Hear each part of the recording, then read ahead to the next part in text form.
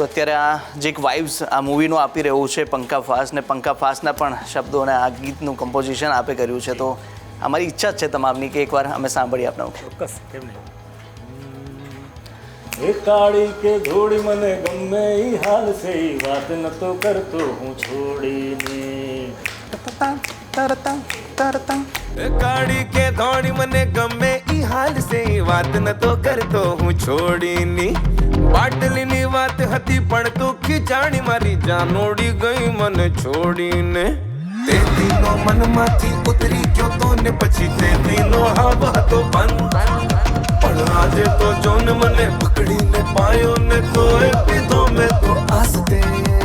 કાલથી છે બંધ તારી સોગંદ, પણ આજે તો પંકા પાસ છે.